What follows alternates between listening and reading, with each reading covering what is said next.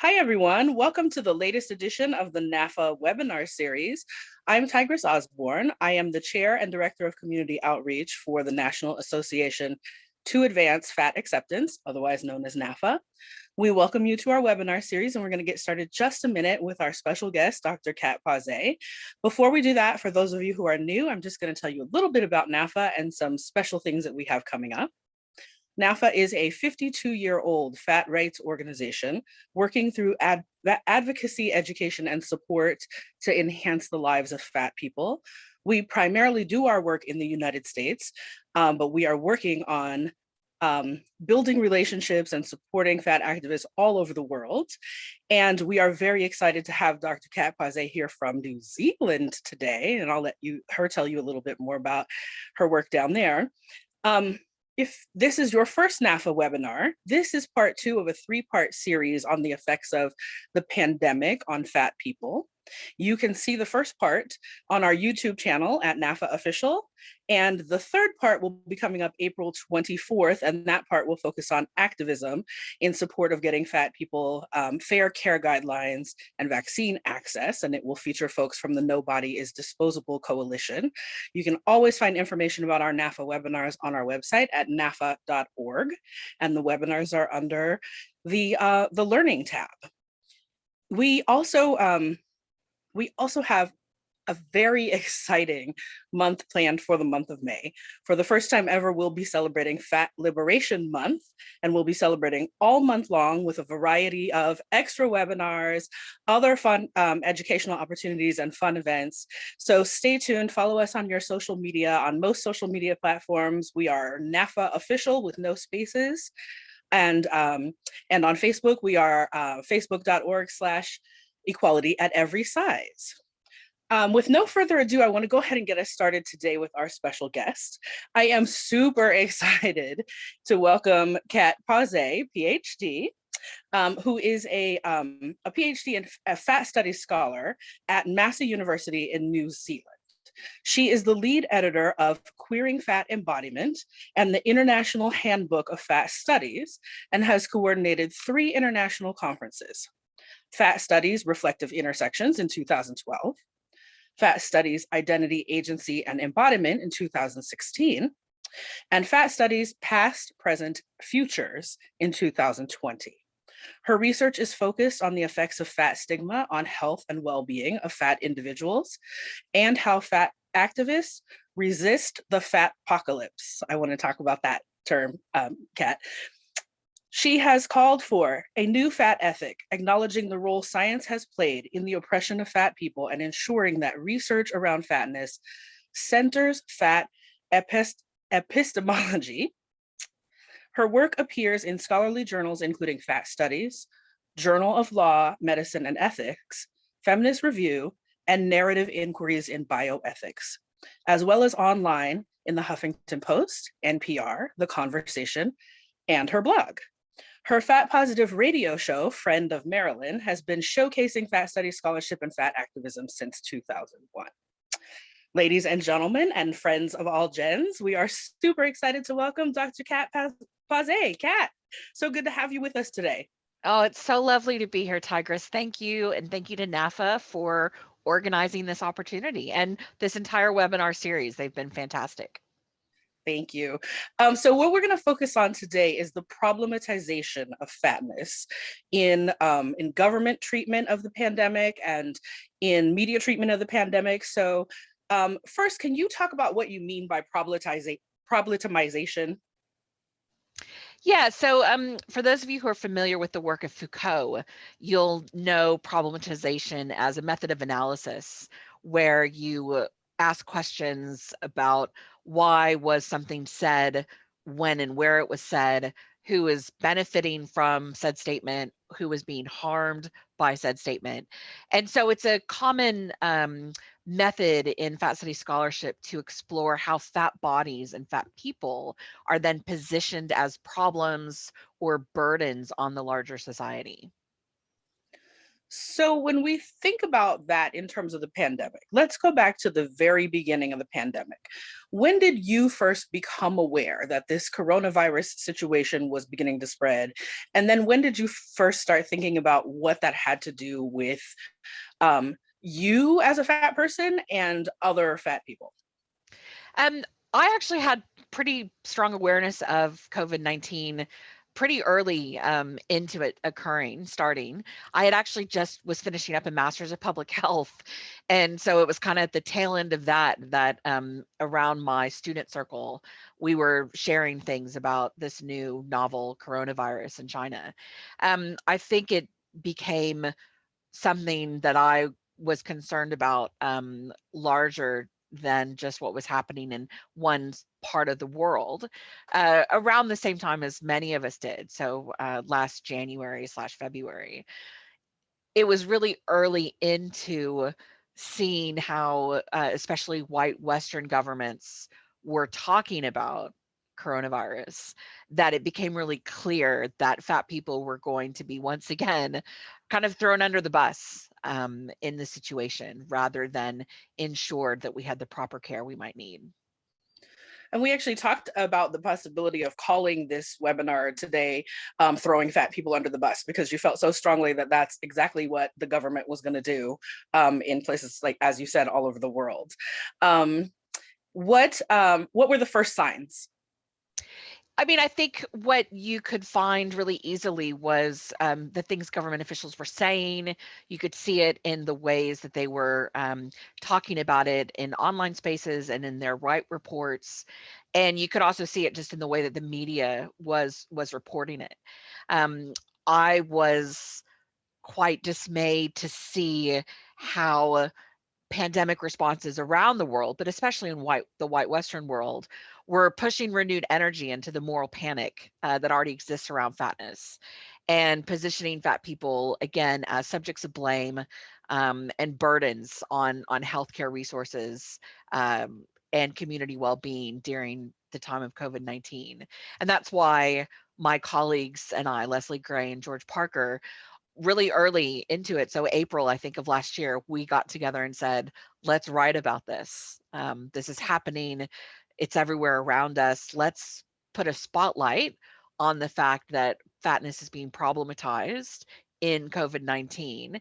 And of course, at that point, too, the limited amount of literature and actual evidence around the relationship between body size and COVID was minuscule. And so part of our dismay was that journal articles were actually being published, sometimes without having peer review, which is never happens in academia. Peer review is kind of the hallmark, but journals were making the decision that because of the pandemic and the urgency they felt, they were actually putting articles into production online before they had gone through the peer review process. And that only then contributed to the panic and the problematization that was being strung around fatness with this. And for folks who aren't familiar with sort of research methods or academic life, when you say peer review, besides what it obviously sounds like, what else do we need to know about the importance of that and the fact that those articles were kind of being rushed out without that? Yeah, so peer review is an important part of the scientific process, where when a scientist wants to share what we would call disseminate the findings of their research, it's then checked by peers in their field, and usually checked by at least two different peers in their field, plus the editor of the journal at large, just to check the quality, check the robustness. Is it valid? Is it reliable? Is it good science? Now, I should add that a lot of junk science gets through peer review. Unfortunately, it Right, is not. right. Unfortunately, it's, it doesn't fix everything. And of course, if everyone involved in the process is working from the same assumption, so like if everyone is working from the assumption that being fat is unhealthy, then everything that's getting through based on that assumption, I would argue, is probably junk science. But they would not. They would say, well, no, I mean, this is just science. And so Leslie and George and I really were dismayed at how many pieces were being published that were saying We think there's probably a link between being fat and having a serious risk of serious illness from COVID-19. We think there's going to be a connection between body size and risk of death. And they often drew on other kinds of assumptions, not in evidence, like being fat is unhealthy, in order to help support their arguments. And of course, those types of publications then from these scientific journals only helped fuel the government larger response, because they could point to them, or they could point and say, well, the CDC says, and it only, made it all that much worse. So, do you have a sort of soundbite response to people who just really firmly hold that position of like, yeah, but everyone knows fat is unhealthy, so it's right for them to start from that assumption point? I mean, I hope it's obvious to our audience that that's not the position we hold here at NAAFA, but we know that there are folks all over the world in all different areas and disciplines who do hold that. And what's your sort of like quick dismissal of that? I mean, honestly, rolling my eyes and walking away. Like I Reasonable, reasonable. yeah, and to be really honest, Tigress, like I don't, like in my own kind of activism and scholarship and stuff, I actually don't do work around trying to unpack the myths around fatness and health anymore, because I kind of finally realized that there wasn't really a point. Most people aren't really actually interested in being educated around it. And I kind of came to view that more as another form of respectability politics. The idea that fat people are only worth liberation, or, only worth full humanity if in fact we're not unhealthy or something, just, isn't a useful or helpful kind of means. So I don't tend to engage with those kinds of questions anymore. That totally makes sense.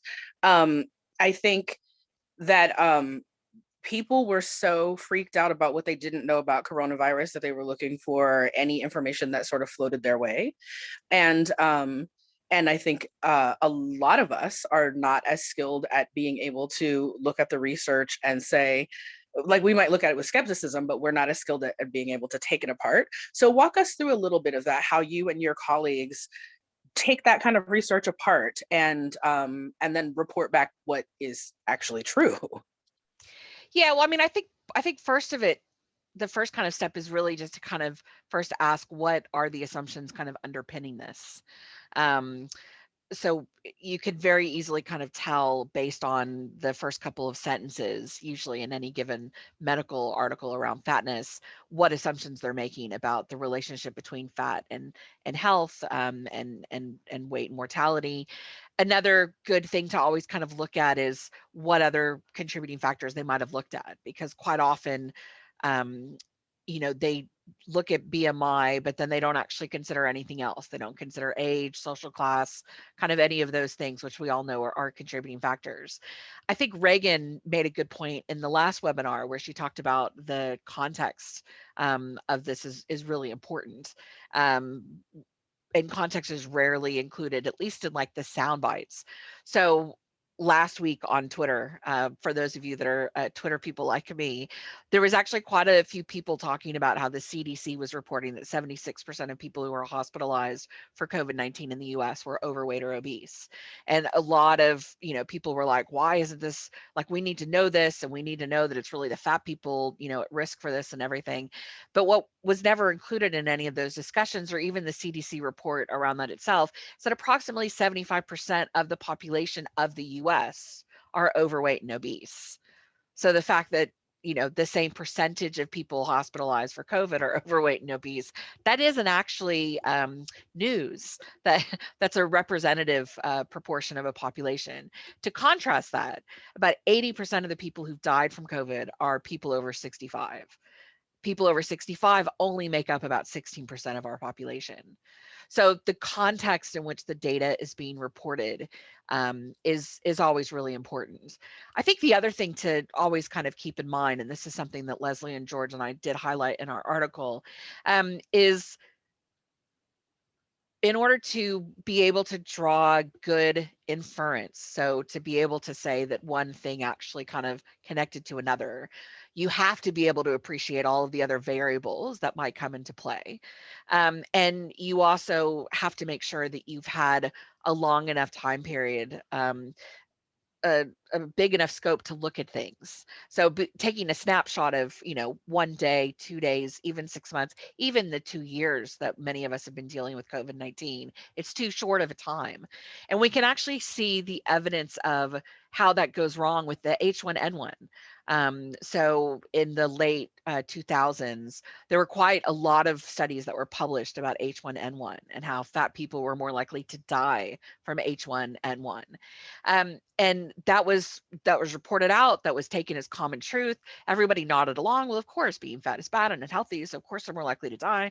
Um, what we know now from people who are able to do larger meta studies of all of the other smaller studies that were done is that it wasn't actually about the body size. What we know is that it was about the delays in care that were provided to fat people, that made it more likely that fat people were going to die of H1N1 than they're very fat of being fat. So there's a lot of different things to consider, especially when you see things that are being rushed out really early into any phenomenon like a global pandemic. But if we don't get some kind of information out quickly in a situation like a pandemic, like what are we supposed to do? Sit around and wait for all the research to be peer reviewed while people just keep dying? Like, what do we do? Yeah, well, I mean, I think what we do, what New Zealand, where I am from, has done, is they implement really good social mitigating factors. So there are ways to ensure that people are taking steps to hopefully lessen the virus, flatten the curve, as we call it.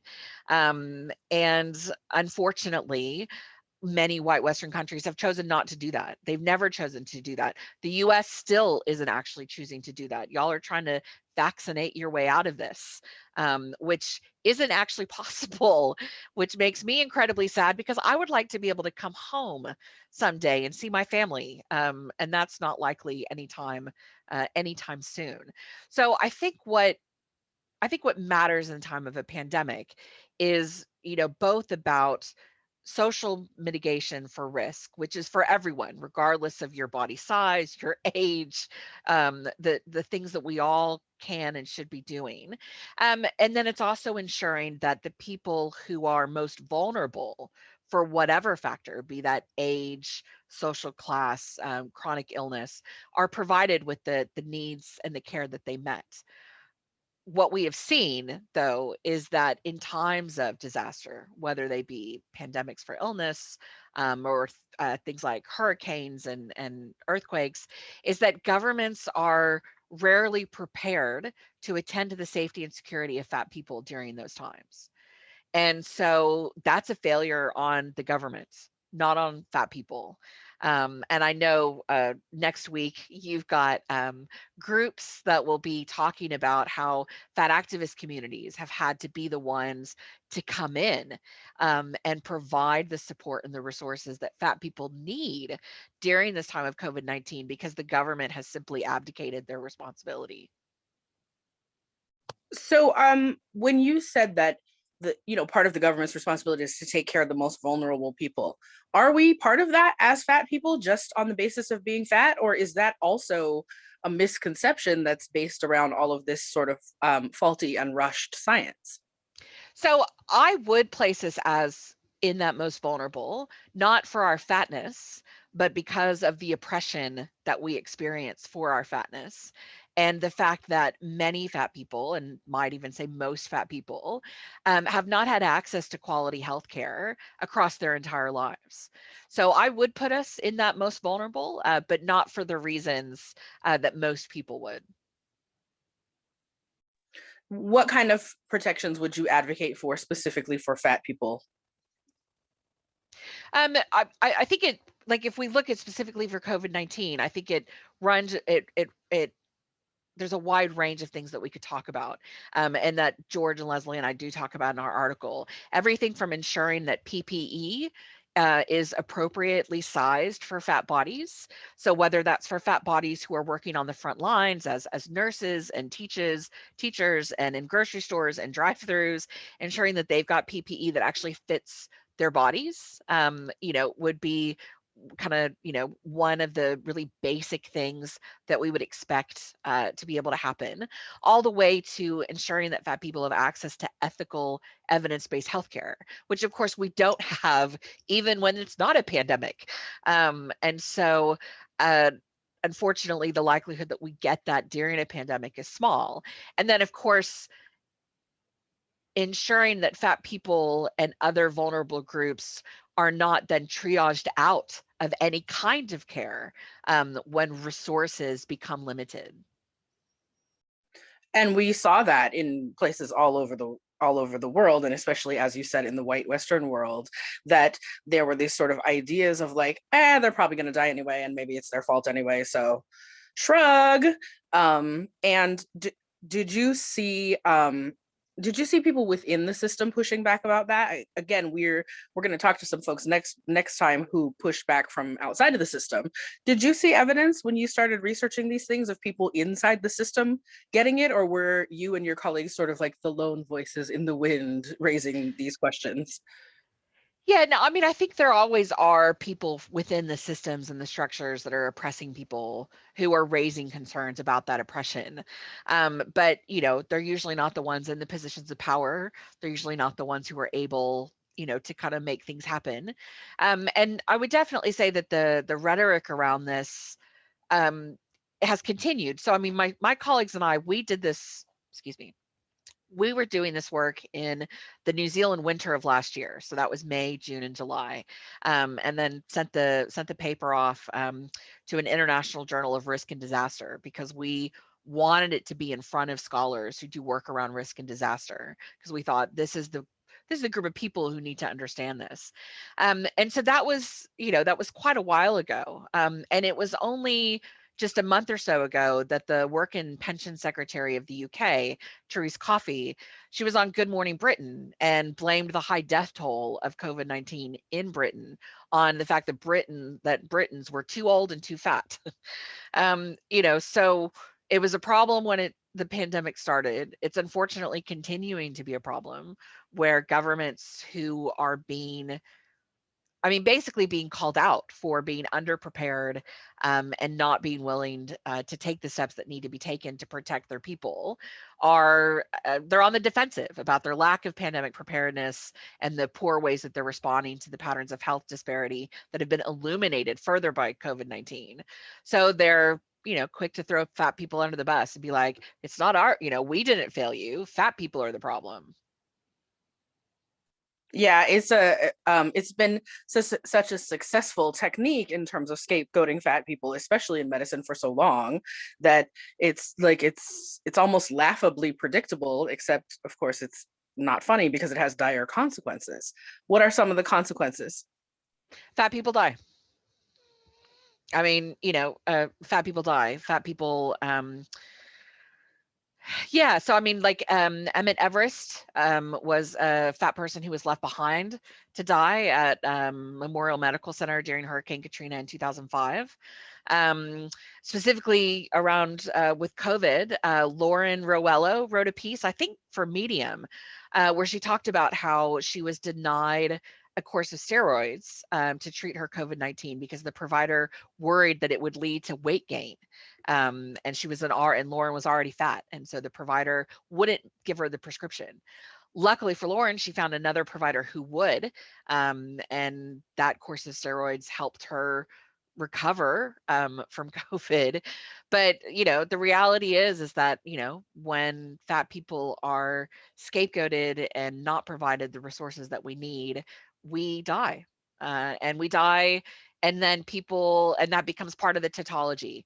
We're more likely to die because we aren't provided with the care that we need. And so then people go, well, look, fat people are more likely to die. And it just, that circle just doesn't ever seem to be unbroken. It I keep thinking about a conversation I had with someone early in the pandemic when one of the first sort of friends of their family died. And it was like, oh, we're so surprised that this guy died, but he was overweight. So, and there's this way that that just gets used as a like, oh, okay, so then it's not tragic that he died. Like, what are we? Shouldn't we still be worried about that? Don't you think there are still people who cared about him and want him to be alive? And it's like it is, as I said earlier, almost like that shrug. Um, but Yeah. And I mean, we could see that even more clearly with like elderly people and people with disabilities. So I'm originally from Texas, and it was the Texas Lieutenant Governor, Dan Patrick, who actually said that grandparents should be willing to sacrifice themselves so they don't ruin the economy for their grandchildren. Like, you know, the unholy trinity of why we can't have nice things, white supremacy, patriarchy, and capitalism, have very much created a culture where people that are seen as less contributing or as more of a burden to society, that, oh well, they're expendable.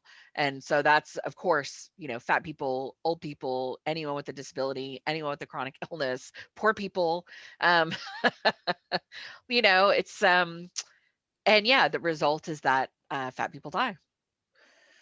and we know that when people say things like that lieutenant governor said, often the people who say them most loudly are people who are in other places of privilege, so they really still don't mean their people, right? It's okay to grandparents should make the sacrifice, not my dad though, you guys' dads, Oh, right? There's also that absolutely. And element. I mean, there was a time in the States, and appreciate, I'm from the States, but I haven't lived there in over a decade, so I have a different view, if you will, of what goes on back home. There was a time, um, like in the, kind of early into, while the 45 was still, it's going to go away any day now nonsense, but the rest of the government was actually kind of mobilizing to actually have a national strategy to deal with COVID. And then the data that was coming out was demonstrating that the people that were most likely to die from COVID were older people and people of color. And all of a sudden, that government mobilization basically just died in its tracks. And it became a state issue, and the states can deal with it, and they can fight for each other over PPE. If the people that had been most likely, to die from COVID, or the people that were being reported as dying from COVID, were middle-aged white men, middle-aged white cis straight men, we would have seen probably a very different response, from that government. But the idea that there are people who are disposable and that there are people that are not, plays a large role in our politics, and unfortunately in our public health responses. Yeah, absolutely. I want to make sure that folks who are with us live can start putting your questions in the chat if you have questions that you would like to ask Dr. Pausé. And also I want to note for everyone, whether you're if you're with us live today, we have linked in the chat the article that Dr. Cat and her colleagues wrote that she keeps referencing and that I've referenced. And we'll also add that to the caption on the YouTube video if you're watching this later. So you can take a look at that if you haven't actually seen it yourself. Kat, what's different now than when you wrote that article? Are things a little bit better for people's understanding of? No. Well, I mean, I shouldn't say that. Like, when the minister on the UK Good Morning Britain, when they were asked about, like, why does, as one of the richest countries in the world, why is our death rate so much higher than everyone else's? And her response was, well, we're too fat and too old. She got actually a lot of pushback from like fat bigot Piers Morgan, who was the host of the show. He actually pushed back quite strongly against that excuse, if you will. And Piers Morgan is not fat friendly in any kind of way. So I do think that, we are starting to see more and more people who so far into this are no longer willing to just nod along with who the government wants to blame and who the government, like, they're cottoning on more and more to, we're almost 2 years into this, how have you not figured your own shit out yet? So I think in that way, we've seen a bit of progress. But for the most part, whether it's the government people, the news media, most people that we know, our friends, our family, they also hold incredibly strong anti-fat attitudes, and that will continue to influence the way that they think about fatness and COVID, and who is worthy of care and who isn't. And who's worthy of protections when it comes to vaccine. I know that you mentioned we can't really vaccine our way out of this the way that we think we can, and I'd love No, to you hear a sure little bit. can't. Yeah, tell us a little bit more about why we can't. Are we pinning Yeah. our hopes on the wrong thing? I mean, I am not here to try to upset American people. That is not my goal today. Because of how quickly, especially the variants, transmit amongst one another, and our uncertainty about how effective the various vaccines will be about the variants, it is very unlikely that any country with as huge an outbreak, because basically it's completely uncontrolled in the US, could actually vaccinate their way out of the problem. You have to employ strong testing. There has to be a national testing strategy. There has to be a national contact tracing strategy. You have to be able to know who's positive, who they've been in contact with. They need to get tested, like on an individual kind of level, in order to actually deal with a pandemic like this. The countries that have been doing that from the start, like New Zealand, haven't had any major outbreaks at all. Other countries started doing that a bit later. It took them a while to build the infrastructure. They're now, for the most part, doing okay. The countries that have largely just been like, meh, and the US, unfortunately, has been one of them, continues to see out of control outbreaks. And y'all are currently in your fourth surge. And there's no reason to suspect that that will change, even as more people get vaccinated. Sorry. Apologies. So, but do you still consider it a good thing to make sure that fat people have priority in getting the vaccines that are available? Absolutely. I think all vulnerable groups should be head of the line for the vaccines. I mean, the amount of vaccines that has been administered in the United States, it's like 4.36 million on a single day, like 2 days ago. That's incredible. And I definitely think that we can acknowledge the work that this new administration has done to say we have to have a national vaccination strategy. This can't just be something that's left up to the states. The federal government has an important role to play here. And that work that they're doing is amazing. It needs, though, to be coupled alongside the social mitigation efforts and the public health mechanisms that we know are what's needed during these times. So, if you could wave your magic wand and have one thing instantly happen that would help protect and support fat people during this pandemic, what would you start with?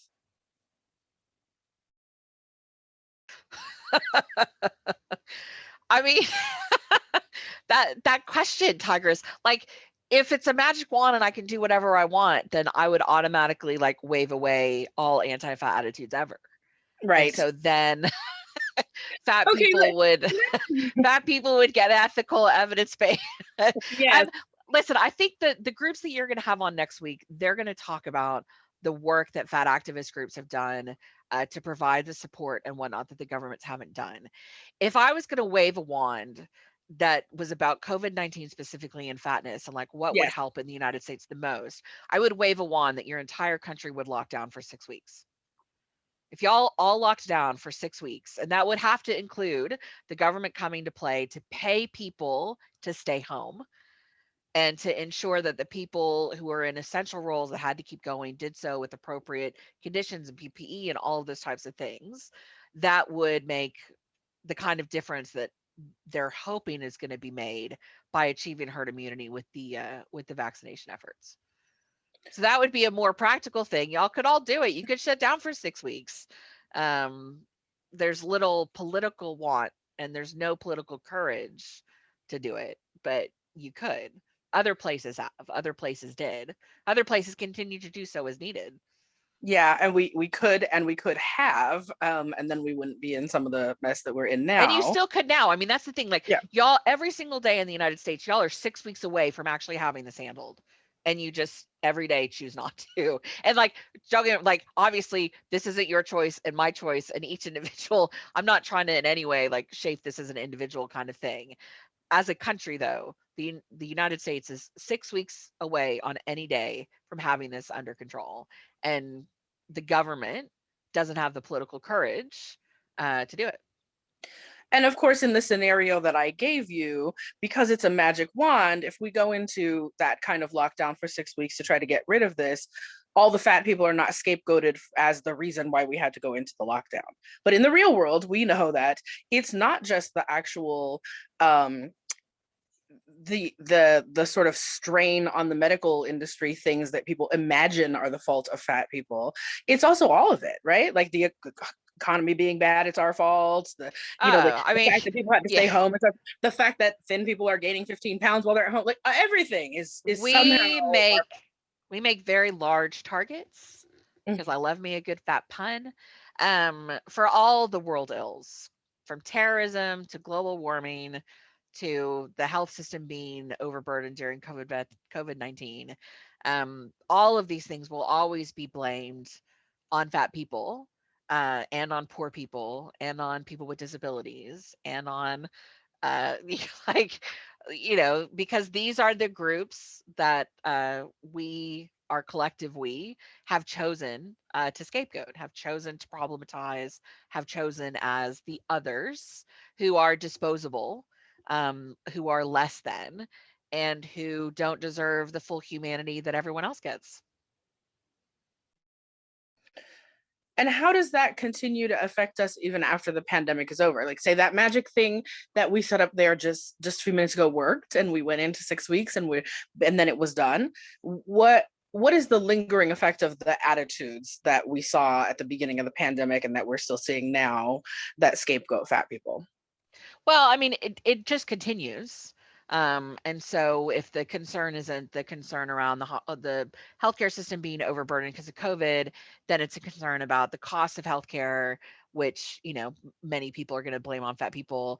And unfortunately, this cycle just perpetuates. So the next, so there was H1N1, there was SARS, now there's COVID-19. Granted, COVID-19 has been a different kind of experience because it has been a pandemic that's been experienced globally in such large numbers. But the next thing, whether it's a smaller thing like H1N1 or something global like COVID-19, I do not have any I do not have any fantasies that it will not simply once again be poor people and fat people and people with disabilities and chronic illnesses and old people who are once again positioned, by the governments who don't want to take responsibility for their own failures to say the problem is are these groups. They're the groups that, are getting really sick and dying and, causing all these issues. And, if those groups weren't, blah, blah, blah.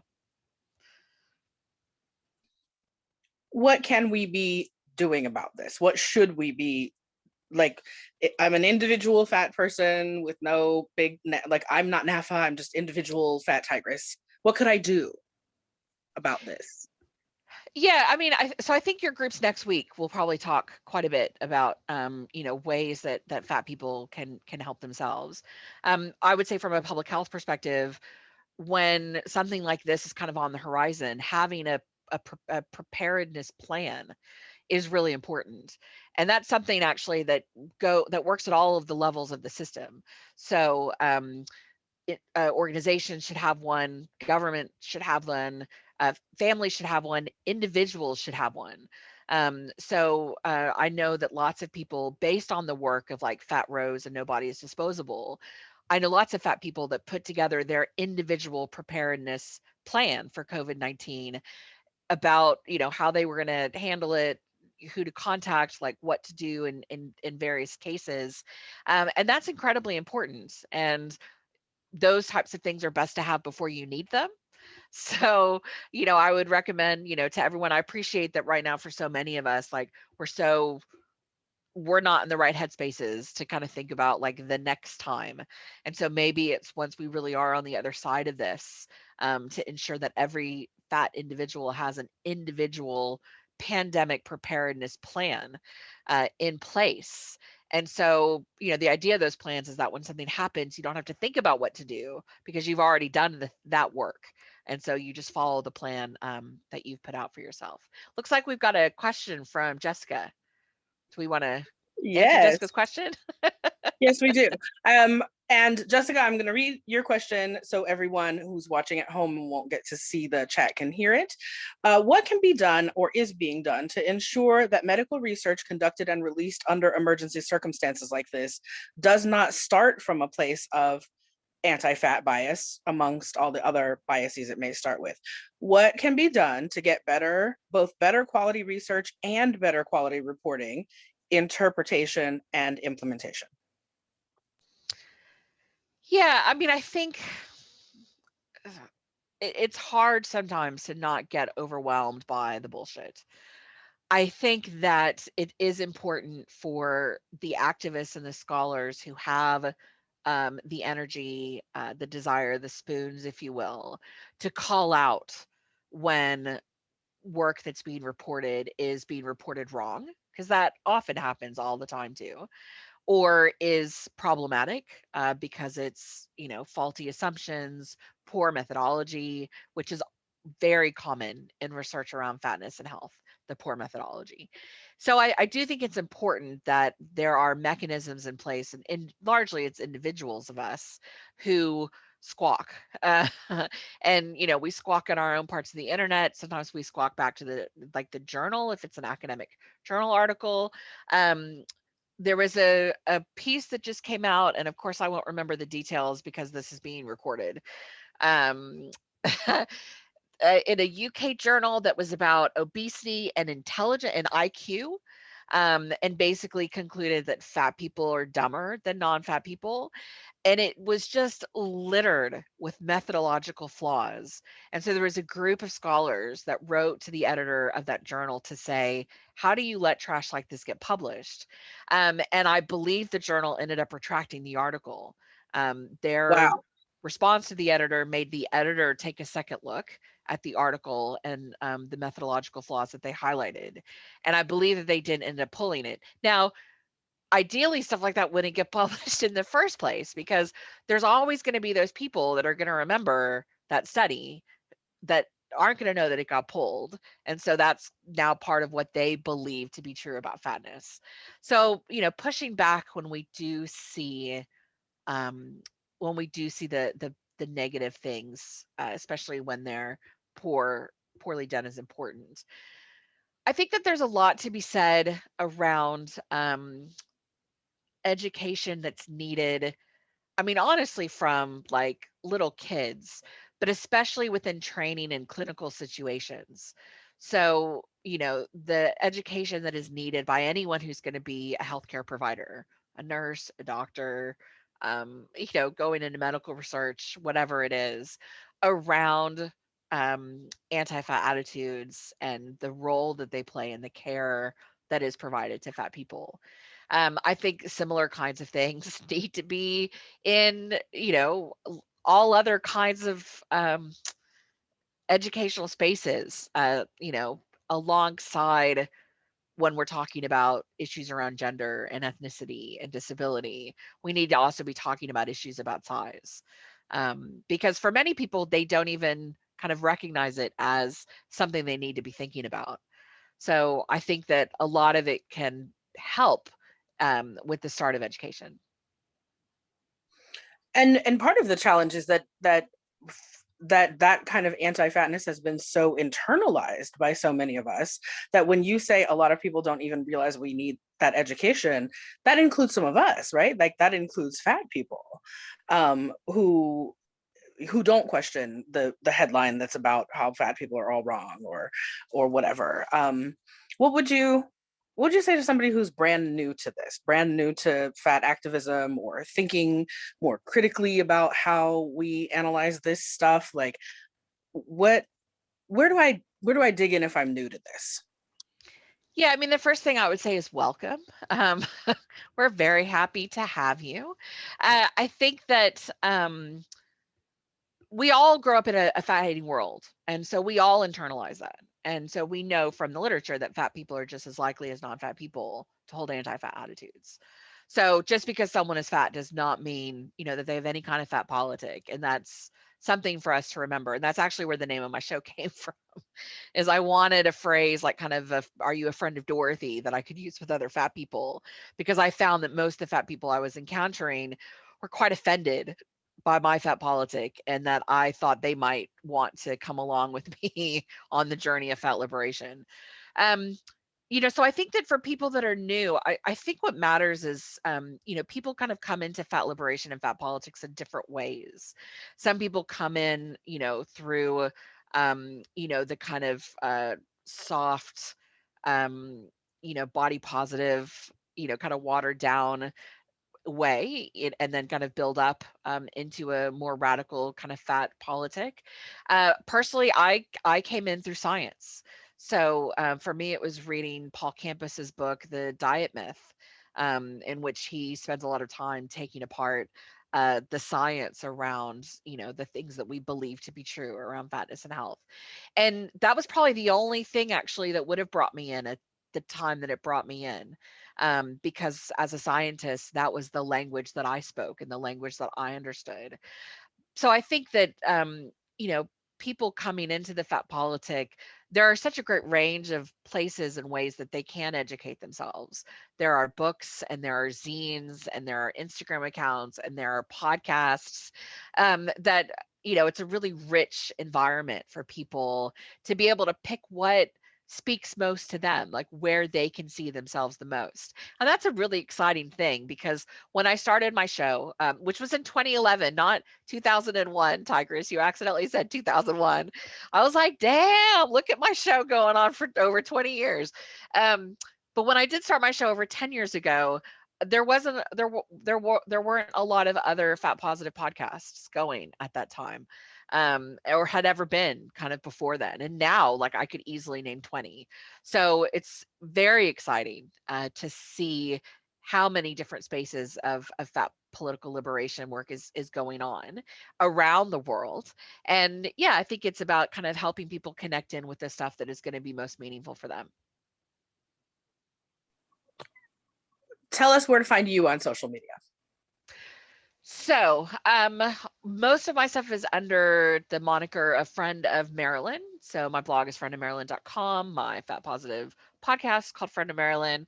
I'm also on Twitter at FOMNZ, which is Friend of Marilyn New Zealand. And I've been online for a really long time. So if you really just Google my name, you'll usually find things about me. Not always positive. I've had many a Reddit subgroup and whatnot dedicated to hating me. So make sure you don't end up somewhere like that unless that's what you're looking for. But yeah, I'm pretty visible online, and I'm always really happy to talk to individuals interested in activism, especially individuals interested in fat study scholarship. Always keen to talk to postgraduate students who are trying to do fat study scholarship, but might feel a bit uh, isolated in the sense of that there's no faculty at the university where they are doing that kind of work. And so I'm always happy to kind of come on as an unofficial committee member in that kind of sense. So feel free to reach out. Happy to keep having conversations around fatness and COVID, fatness and public health, fat liberation in general. Always happy to keep the conversations going. Can I ask you one last question from the audience as our final question? Absolutely. This is from Natasha, who's wondering if you've seen Good Housekeeping's series critiquing diet culture or anything close to that. And if you did see that, what did you think of it? You know what? I didn't. Um, I would imagine that most critiques of diet culture would be something I'd put in the plus column, especially ones that acknowledge the role that white supremacy and patriarchy and capitalism play in how diet culture is shaped. Um, we know that anti-fat attitudes are harmful for everybody, not just for fat people. They're harmful for non-fat people as well, in a lot of ways, including the fact that doctors are less likely to counsel their non-fat patients on issues around diet and exercise because they make assumptions about their patients' diet and exercise habits based on the size of their body. which are often faulty, just like they're faulty when they make assumptions based on the size of a fat person's body. But yeah, so any kind of critique of part of the landscape that contributes to anti-fat attitudes is probably a useful one, but especially the ones that are rooted in an acknowledgement of the role that white supremacy plays, for sure. Thank you, Kat. We usually end by asking if there's anything that none of us asked you that you just really want to talk about.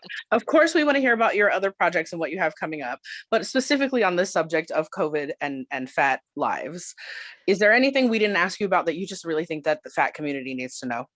Well, I mean, I would just say I really hope everyone can come to the third webinar in this series, because the work that groups like No Body is Disposable in the US and We for Fat Rights in the EU have been doing around fatness and COVID has been incredibly important.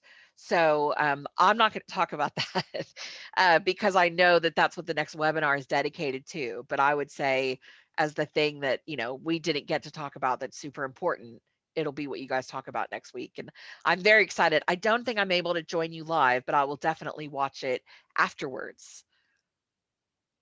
And for those of you who are able to join us live, that webinar is on Saturday, April 12th at 11 a.m. Pacific time. And again, if you're not able to join us live, all of these webinars are available on our YouTube channel. Yeah, see, that's 6 a.m. on a Sunday for me. That's not quite, yeah. That's a lot. That's asking a lot. I do appreciate, though, that these are recorded so that people in other parts of the world are able to watch them afterwards. Yes, and we're working on involving people from other parts of the world in being participants more often as our guests, not just as audience members. So you can look forward to seeing more of that from our webinar series in 2021 and beyond. Awesome. Cat Pausé, thank you so much for joining us today and sharing your insights on all of these things. Before we hang up, what do you have coming up that you want people to know about? So I'm really excited that we're launching the International Handbook of Fat Studies next week. We're actually having a global launch in Zoom. So if you're keen to attend and you haven't already, you can reach out to me to RSVP for the event. The thing about handbooks, so these are very large, kind of considered foundational text in academic work. This is the first one of fat studies, so we're really excited. But the downside to them is that they're usually stupid expensive. So what I encourage people to do is ask your local library to get a copy, because they're usually, it's like $500 for a print copy. And I mean, the publisher does that because they assume only libraries are going to buy them. So encourage your local library to get a copy. If you follow me on social media, I try to make people aware when the ebook is on sale for like $50, because that's happened already and hopefully will happen again. But for those of you interested in fat studies scholarship, definitely make sure that you can get access to the handbook, because it's an incredible text. It's 29 chapters from scholars and activists around the world. So it was really important to Sonya Renee Taylor and I, she's my co-editor, that half the chapters are activists written, half the chapters are academic written. And that was really important to us because Fat Studies Scholarship has benefited such a great deal from the contributions of activists that we felt it was important to have that represented in the text. So everybody make sure that you can have access to it. If you're struggling to get access to it, let me know and I will figure out a way to make it happen. Thank you so much for making that accessible to us. And where do people RSVP if they want to join for the book launch? So we have a tiny URL. So tinyurl.com/I International Handbook Fat Studies, IHFS. I'll put this in the chat, right? Like that's probably the smartest way to do it. 2021. I think Perfect. that's right. And we'll add that in the captions for those of you who are watching on YouTube. Thank you so much for joining us today. I know that you have to get on to the next thing, and we want to let our audience go. Everyone, thank you for joining us. We'll see you again on April 24th. If this is something that you support NAAFA in doing, you can always contribute to help support us with the NAAFA webinar series and all of our other educational programming at naafa.org under the Join Donate button. Thank you all for being here. We'll see you next time. Thanks, Tigress. Thanks, everyone.